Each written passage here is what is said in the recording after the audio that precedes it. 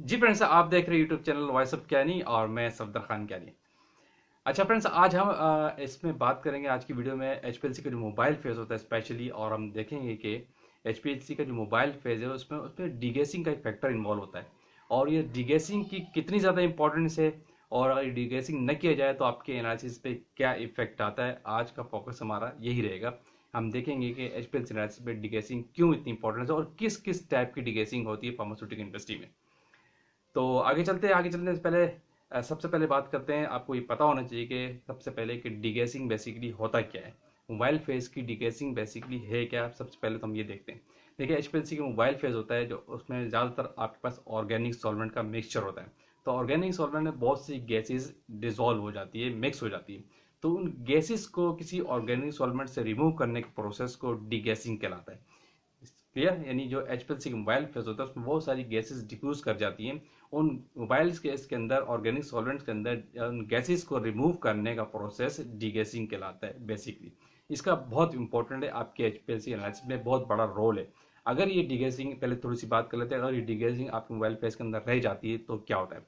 Number one, अगर आपके mobile phase के अंदर गैस बबल, एयर बबल आ गया है तो आपके एचपीएलसी एनालिसिस में बहुत वर्स इफेक्ट करता है, आपकी एनालिसिस पूरी डिस्टर्ब हो जाती है। नंबर वन अगर बात करते हो तो आपकी पीक का रिटेंशन टाइम भी आउट हो जाता है, जो आपके एनालिसिस को फेल कर देगा। नंबर दो, आपका पीक एरिया डिफर कर जाएगा, एक एरिया से दूसरा एरिया डिफर कर जाएगा क्योंकि बीच में एयर आ जाती है। ये बहुत बड़ा इफेक्ट है जिससे आपकी एनालिसिस फेल हो जाएगी। नंबर तीन, आपकी पीक की जो शेप है वो भी इफेक्ट कर सकती है अगर आपके मोबाइल फेस के अंदर एयर बबल आया हुआ है। नंबर चार, आपकी ट्यूबिंग के अंदर एयर बबल जाके डिफरेंट जगहों पे एयर सेटल हो जाती है जिसकी वजह से आपका एनालिसिस को इफेक्ट करेगी। ये वो बहुत सारे फैक्टर्स हैं। यानी एचपीएलसी एनालिसिस में अगर आपके मोबाइल फेस के अंदर बबल है, एयर बबल है, और आपके सिस्टम में चले जाता है तो आपकी एनालिसिस को बड़ा डिफेक्ट करता है। आपकी एनालिसिस पूरी डिस्टर्ब हो जाती है, आपकी जो रिक्वायर्ड एनालिसिस होती है, रिक्वायर्ड रिजल्ट होते हैं, वो आप गेन नहीं कर सकते। क्लियर? अच्छा, अब दूसरी बात ये करते हैं कि एचपीएलसी डीगैसिंग का जो प्रोसेस है ये किस किस टाइप की फार्मास्यूटिकल इंडस्ट्रीज में डीगैसिंग होती है। तो नंबर वन पे अगर हम बात करते हो तो इसमें एक प्रोसेस कहलाता है हीलियम पर्जिंग का प्रोसेस। ये बड़ा थोड़ा ओल्ड प्रोसेस है और कॉस्ट इफेक्टिव प्रोसेस है। इससे आप 80% एयर जो है अपने किसी ऑर्गेनिक सॉल्वेंट या मिक्सचर से रिमूव कर लेते हैं। लेकिन ये टेक्निक जो है ना अब एप्लीकेबल नहीं है, बहुत सी जगहों पे टेक्निक ये एप्लीकेबल नहीं है। 1% बहुत रेयर जगह इंडस्ट्रीज है जहाँ ये हीलियम पर्जिंग के थ्रू एयर रिमूव की जाती होगी, लेकिन अब ये टेक्निक इस्तेमाल नहीं की जाती। ये टेक्निक आपने देखी भी होगी अगर फार्मास्यूटिकल इंडस्ट्रीज में।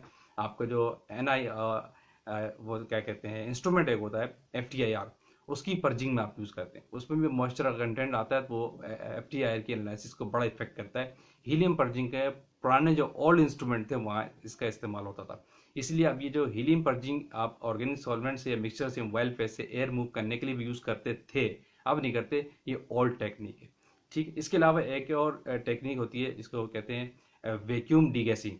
इससे भी सेकंड नंबर का प्रोसेस है। इसके थ्रू भी आप 60% आपके जो ऑर्गेनिक मिक्सचर या मोबाइल फेस होता है उससे आप एयर रिमूव कर लेते हैं वैक्यूम प्रेशराइज के थ्रू।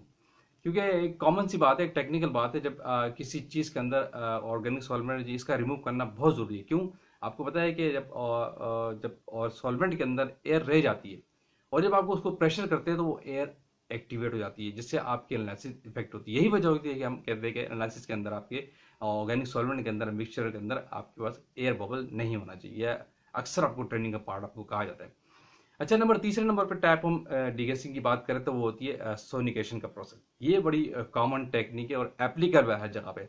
ये वो टेक्निक है जिसके लिए आप अल्ट्रासोनिक बात यूज करते हैं, सोनिकेटर यूज करते हैं, जिसके अंदर वेव्स के थ्रू आप, वाइब्रेशन के थ्रू आप, अल्ट्रा वेव्स के थ्रू आप किसी चीज़ को वाइब्रेट करके एयर रिमूव कर रहे होते हैं। ये बड़ा कॉमन और एप्लीकेबल प्रोसेस है जो हर इंडस्ट्री पे 90% यही यूज़ हो रहा होता है, हर जगह पे 99% यही यूज़ हो रहा होता है।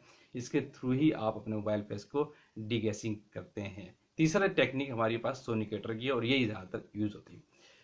तो क्लियर फ्रेंड्स, ये वो छोटी सी डिस्कशन थी मोबाइल फेस के वाले से कि मोबाइल फेस के अंदर एयर बबल आ जाए तो आपको क्या इफेक्ट करता है, और इस डिगेसिंग जो करते हैं मोबाइल फेस की, इसकी इंपॉर्टेंस क्यों है और किस किस टाइप की हम डिगेसिंग करते हैं फार्मास्यूटिकल इंडस्ट्रीज में।